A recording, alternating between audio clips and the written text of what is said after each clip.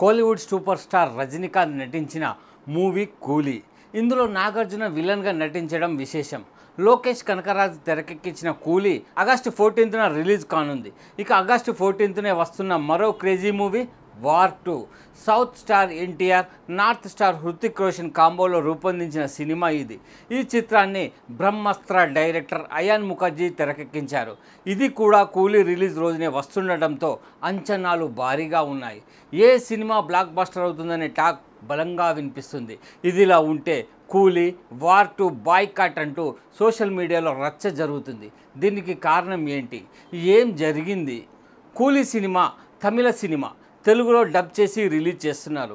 అలాగే war 2 Hindi cinema, దీన్ని కూడా తెలుగులో డబ్ చేసి రిలీజ్ చేస్తున్నారు. ఈ లెక్కన 14న వస్తున్న కూలీ వార్ 2 రెండూ కూడా డబ్బింగ్ సినిమాలే.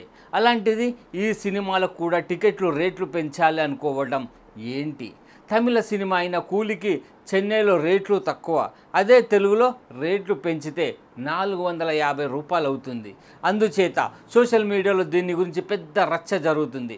నెటిజన్లు తెలుగు సినీ అభిమానులు అంటే అంత చులకనగా ఉన్నారా అంటూ ఫైర్ అయ్యారు. అంతేకాకుండా బాయ్కాట్ కూలీ వార్ 2 అనేది ట్రెండ్ చేశారు.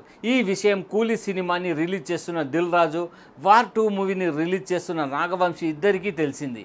అలాగే తెలంగాణ ప్రభుత్వం కూడా దీన్ని సీరియస్గా తీసుకొని ఎట్టి పరిస్థితుల్లో కూడా కూలీ వార్ 2 సినిమాలకు రేట్లు పెంచే ప్రసక్తి లేదని తేల్చేశాయి. దీంతో తెలంగాణలో మాత్రం మామూలు రేట్లే ఉంచారు.